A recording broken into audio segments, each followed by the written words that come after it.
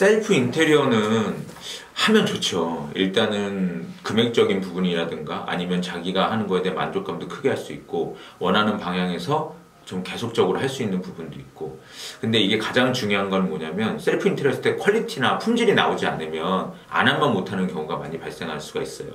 그래서 이 셀프 인테리어 할 때는 고민도 많이 해보고 그 다음에 여러 가지 동영상이라든가 지식을 많이 획득한 뒤에 다 계획을 정확하게 세워서 진행을 하셔야 셀프 인테리어를 잘 할 수 있고요.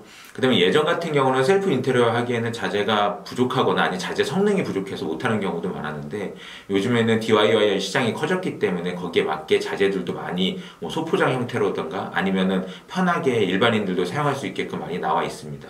그래서 셀프 인테리어를 하실 수는 있는데 가장 중요한 거는 또 뭐냐면 내가 할 거와 남이 할 거를 좀 구분하셔서 하시는 게 되게 좋으세요. 뭐냐면 내가 할 수 있는 거는 DIY 시장에서 본인이 만족하고 본인이 해서 퀄리티를 감안할 수 있을 정도 이런 게 돼야 되는데 예를 들면은 내가 셀프 인테리어로 가벽을 세우겠다 아니면 뭐 바닥에 수평을 잡겠다 아니면 여러 가지 전문을 요하거나 아니 특히 전기라든가 아니면은 물에 대한 부분 설비 분야라든가 그 다음에 불에 대한 거 이런 것들은 전문가한테 맡기는 것이 좋아요. 왜냐면 그게 잘못하면 크나큰 화재라든가 아니면 큰 문제를 발생할 수 있는 점이 많이 있기 때문에 그 점은 잘 참고하셔가지고 내가 할 거와 남이 할 거 특히 설비 분야, 전기 분야 같은 경우나 아니면은 이런 기초 이 베이스를 만드는 과정은 꼭 전문가와 상담을 하신 뒤에 아니면 전문가의 도움을 받아서 그거를 만들어 놓고 마감재 입히는 거는 저는 셀프 인테리어를 할 수 있다고 생각을 합니다. 수전 교체 같은 경우는 일단은 뭐 여러 동영상 찾아보면 딱 보면 저거 나 할 수 있을 것 같은데 할 수 있습니다.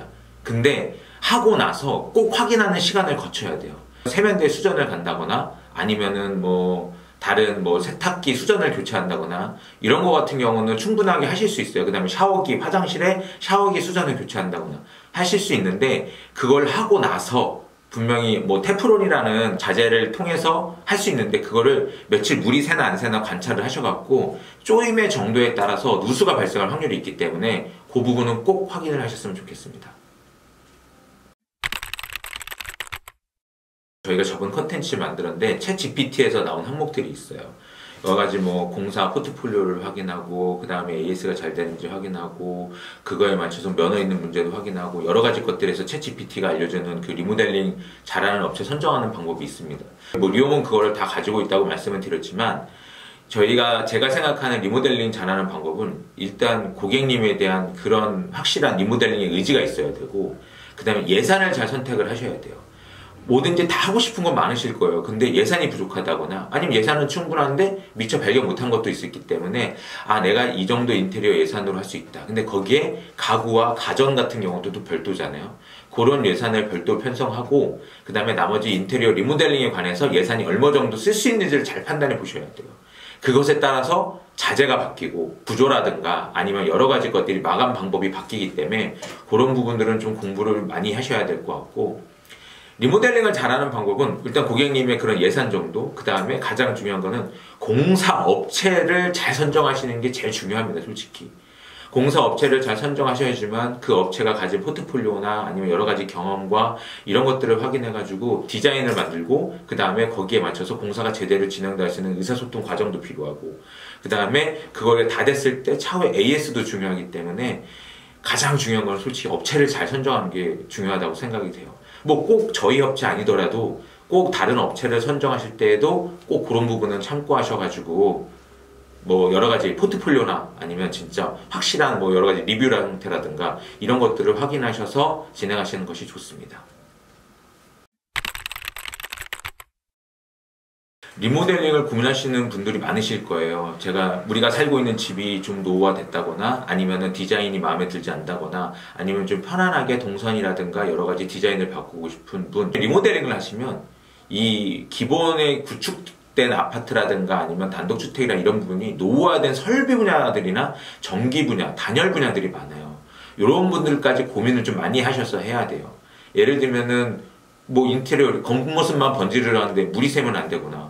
또 겉모습은 번지르르 하는데 그 뭐 다른 전기 문제가 발생한다거나 이러면은 곤란하잖아요. 그래서 리모델링을 할 때 가장 우선 고려해야 될 거는 설비 분야와 전기 분야, 단열 분야 요 부분들을 잘 고려하셔야지만 또 누수도 예방하시고 이런 부분에 대해서 고민을 많이 하신 뒤에 리모델링을 선택을 하셔야 되고, 그 다음에 리모델링 할 때 아까 했지만은 뭐 할까 말까 고민하시는 분들은 여러 가지가 있으실 거예요. 근데 좀 더 아까 좀 예전에 한번 말씀드렸던 것 같은데 저는 병원이라고 생각해요. 몸이 아프면 병원에 가잖아요. 집이 좀 아픈 거야.